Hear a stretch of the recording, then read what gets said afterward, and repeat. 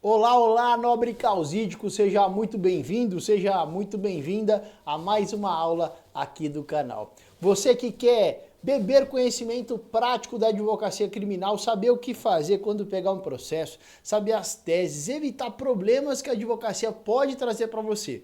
Aqui é o local para você adquirir esse aprendizado prático. Nada de teoria, eu não pego aqui e resumo livros para vir falar com vocês, não. Eu pego atuações práticas que eu tenho, o que eu vivo direto no campo de batalha, nos processos em que eu atuo e trago conhecimento prático aqui para vocês. Sempre conhecimento prático. Tá? Se você não me conhece, meu nome é Mário Guarnieri, eu atuo na área criminal há mais de 13 anos. E o projeto aqui é levar conhecimento prático para advogados que querem migrar de área, não aguenta mais ficar recebendo honorário só no final do processo e um percentual pequeno, né? Se perder o processo, trabalhou de graça. Não, no criminal nada de trabalhar de graça. Assinou o contrato, já vai receber os seus honorários. Você que está começando na advocacia agora, quer começar com o pé direito já em uma área rentável que você vai receber na hora, sem precisar ficar esperando um tempão para receber, a área criminal ela te proporciona isso. E você que já atua no criminal, mas está patinando, não conseguiu deslanchar, aqui também é o local para você. Então, você que tem um desses objetivos, a aula aqui é exatamente para você. Eu também sou idealizador da Academia Criminalistas de Elite, que é a minha comunidade, e lá nessa comunidade você, ao entrar, ganha acesso a aulas gravadas de todos os procedimentos. Eu começo falando lá de flagrante, atendimento na delegacia, os tipos de prisões, como combatê-las, pedidos de liberdade, habeas corpus, audiência, alegações finais, audiência de instrução, resposta à acusação, recurso em geral, apelação, réis, embargos infringentes, embargos de declaração, aulas específicas, detalhadas, explicando para você como combater, como construir uma tese, o que você deve evitar, quais problemas você deve se afastar, o que você deve ter atenção. Tá? Além disso, você ganha acesso também à nossa comunidade no WhatsApp, que serve como um apoio. Às vezes uma dúvida muito pontual pode surgir para você e você não sabe como fazer, né? Não sabe como atuar naquele caso. E às vezes não dá tempo de abrir a plataforma lá para você assistir uma aula sobre esse tema. Então você pode mandar nesse grupo do WhatsApp, ou eu, um colega mais experiente, vamos te ajudar nessa empreitada. Vamos te ajudar para que você tenha um bom desempenho nesse processo. Ao final das contas, ter um bom resultado no processo é o que vai posicionar você como referência no mercado, vai te trazer mais indicações e mais clientes. Portanto, a academia ela é uma fórmula que vai acelerar, uma comunidade que vai funcionar como um acelerador do seu crescimento. Ao invés de esperar ali 5, 7, 10 anos para chegar num certo nível na advocacia, em pouco tempo, muito menor do que esse, você vai conseguir chegar aos seus objetivos, certo? Antes da gente começar a aula, se você ainda não é inscrito no canal, já se inscreva agora. E se você não deixar o like aqui, todo o conhecimento que você adquirir vai ser perdido. É uma praga que eu jogo. Então deixa o like aí no vídeo para que o YouTube entenda que essa aula é relevante e pulverize, entregue para mais e mais alunos. Então deixa o like aí no vídeo, não se esqueça, tá? Deixa o like e também se inscreve no canal se você ainda não é inscrito, tá bom? Antes de iniciar, roda a vinheta aí.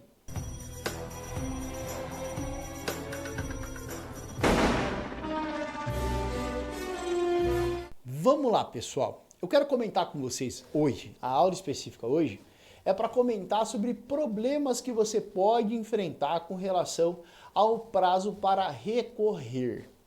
São problemas pontuais que podem acontecer e podem te trazer uma dor de cabeça, um prejuízo. Você pode ali ser denunciado na OAB pelo seu cliente por ter perdido um prazo para recorrer. Ah, professor, mas tem lá, por exemplo, a apelação são 5 dias. Mas tem alguns poréns ali nessa contagem. A questão da dupla intimação. Você sabe o que é a dupla intimação da sentença absolutória ou condenatória? Sabe quando é obrigatória? Quando não acontece, o que você vai fazer? A questão do reflexo do pedido de reconsideração dos embargos de declaração para fins processuais e de prazo. Então, isso é muito importante para que você evite problemas. Quando pegar um processo criminal, for necessário entrar ou ingressar com recurso e você precisa ter atenção a esses probleminhas que podem acontecer para que você evite eles e consiga advogar com segurança. Olha o que vai fazer, faça, tá? E não venha a se deparar com um problema grave que pode repercutir negativamente na sua carreira aí, tá? Vamos lá, vamos comentar eles, tá? Bom, o código prevê, né, o CPP, eu vou me servir de um café aqui enquanto a gente conversa, porque aqui é uma aula bem descontraída, tá? O CPP ele tem a previsão de que toda vez que tem uma sentença proferida, uma sentença condenatória, vai ocorrer uma dupla intimação. Professor, o que é essa dupla intimação? Bom, dessa intimação, seja ela absolutória ou condenatória, vai ocorrer a intimação do seu cliente e do advogado. O advogado não é intimado dos atos processuais pelo Diário da Justiça, então é isso que vai acontecer. O advogado ele vai ser intimado da sentença condenatória via Diário da Justiça, mas, paralelamente, estou tomando um cafezinho, por isso as pausas, tá? Mas, paralelamente, além do advogado, obrigatoriamente deve, né, o código prevê, a intimação do réu também. O réu ele vai ser intimado através do oficial de justiça, vai lá no endereço dele, vai bater na porta e vai falar: fulano, essa aqui é a sentença condenatória proferida pelo juiz da primeira vara criminal que condenou você a 5 anos de prisão em regime inicial semi-aberto, tá? Aí ele vai receber lá. Inclusive, isso é feito porque o próprio réu ele tem capacidade postulatória para recorrer. Se ele falar para o oficial de justiça, quero recorrer, o oficial vai constar ali na certidão dele que o réu já informou o direito, o desejo de recorrer, e aquilo já serve como interposição do recurso. Aí, é claro, a defesa técnica vai apresentar as razões, mas aquilo ali, né, ele tem a capacidade postulatória autônoma para dizer que quer recorrer. Só que o grande problema dessa dupla intimação é a contagem do prazo. Primeiro explicando, professor, ok, você falou que sai 2 intimações, para o advogado e para o réu. E como que é feita a contagem quando é intimado o advogado e o réu? Como que é feita essa contagem? A partir de quando começa a fluir aquele prazo de 5 dias para a interposição do recurso de apelação? Simples, tá? Vou explicar. Esses 5 dias começa a fluir da data da última intimação. Imagina que primeiro foi intimado o advogado e só depois o seu cliente, os 5 dias começa a contar da intimação do cliente. Vamos imaginar o contrário. Primeiro foi intimado o cliente e só depois o advogado. Então, o prazo começa a fluir a partir da intimação do advogado. Então, sempre vai, quando ocorrer a dupla intimação do advogado e do réu, o prazo começa a fluir a partir da última intimação. Se for o advogado por o primeiro cliente e por último advogado, da data da intimação do advogado. Se foi primeiro advogado e só depois o réu, da data em que o réu foi intimado. Só que tem um grande porém nisso. Os advogados, tendo ciência dessa situação prática, quando recebe a intimação, fica esperando o cliente receber o oficial de justiça. Liga imediatamente para o cliente: olha, você vai ser intimado da sentença condenatória pelo oficial de justiça. Assim que ele te ligar, te procurar, no momento em que você receber o papel, você me comunica imediatamente. Não, tá bom, doutor, depois eu vou te avisar. E o problema tá, muitos pensam, o cliente esquece de avisar o advogado. Não, o cliente nunca recebe essa intimação. Como assim, professor? Vou explicar aqui uma situação prática. Os advogados esperam o réu receber para ganhar um pouco mais de tempo. E aí fica esperando o réu receber a intimação. Só que tem um entendimento do STJ sobre esse ponto, que é o seguinte: esse julgado aqui, eu vou me esconder temporariamente, tá? Eu vou sair da tela porque eu vou fazer a leitura desse julgado. Eu acho que tá errado. Aí, ó, tava errado, tava cortado, pô. Aí. Bom, arrumei a tela aqui. O que vai acontecer? Eu vou me tampar aqui pra gente ler. Essa jurisprudência aí. Consoante a jurisprudência do Superior Tribunal de Justiça, não há se falar em constrangimento ilegal pela ausência de intimação pessoal do réu, ou seja, o advogado, não satisfeito com o que aconteceu, falou que, tem um constrangimento ilegal porque da sentença condenatória, meu cliente não foi intimado. Eu estava esperando aqui, até para fazer a interposição de recurso de apelação, mas meu cliente não foi intimado. Portanto, há um constrangimento legal, habeas corpus. E aí o que foi dito aqui? Constante jurisprudência do STJ, não há se falar em constrangimento legal pela ausência de intimação pessoal do réu quanto à sentença condenatória quando respondeu ao processo em liberdade mostrando-se suficiente a intimação da defesa técnica. Olha que importante esse julgado. Professor, o código determina a dupla intimação. Mas qual que é o entendimento do STJ? Que não precisa. Se o seu cliente está solto, responde ao processo solto e está assistido por advogado, defesa técnica, dispensa-se a intimação dele. Ou seja, ele não precisa ser intimado para poder começar a fluir o prazo do recurso. Então, essa intimação pessoal do seu cliente ela é desnecessária. Ela pode ser não realizada quando o seu cliente está solto e ele tem advogado constituído. Nesse caso, não é necessário que ele seja intimado. E olha o problema. Se você fica esperando a intimação do seu cliente e ela nunca chega. Aí, em um belo dia, você se depara com a certidão do cartório certificando o trânsito em julgado da sentença condenatória. Ou seja, transitou. Se transitou em julgado, acabou, não tem o que fazer. Não, mas tem um constrangimento legal. Meu cliente não foi intimado. Olha aí o grande problema. Entendimento do STJ na tela para você. Então, o que eu aconselho? Toda vez que você receber uma intimação com relação à sentença condenatória do seu cliente, não espera a intimação dele para fazer a interposição do recurso. Faça a interposição do recurso de apelação, utilizando-se do artigo 600, parágrafo 4º, pedindo para juntar as razões só na instância superior, que vai ganhar um tempo tranquilo. Ah, eu quero ganhar mais tempo. Usa o artigo 600, parágrafo 4º do CPP, que você vai ganhar um tempão. E sem correr risco. Porque você faz a interposição nos 5 dias depois da sua intimação, aponta o artigo 600 para o 4º, o processo vai ter que ir para o tribunal para depois você ser intimado para apresentar as razões. Você ganhou tempo e agiu de maneira segura. Tá ali. Ah, mas o juiz ainda vai intimar seu cliente. Tá bom, tem juiz que ainda segue a dupla intimação. Mas se o juiz não seguir a dupla intimação, você não é um problema que você não vai correr. Por quê? Porque essa intimação pode não chegar no seu cliente se o juiz entender por aplicar esse entendimento do STJ. E aí não adianta correr atrás do tribunal, entrar com recurso, chorar. Já era. Trânsito em julgado você prejudicou o seu cliente inclusive pode distribuir uma ação contra você pela perda desse prazo. Olha como é importante ter atenção, tá? Então toda vez que você se deparar com a sentença condenatória, preste muita atenção nessa situação do recurso de apelação, tá? Uma outra questão importante é o bendito do pedido de reconsideração. Gente,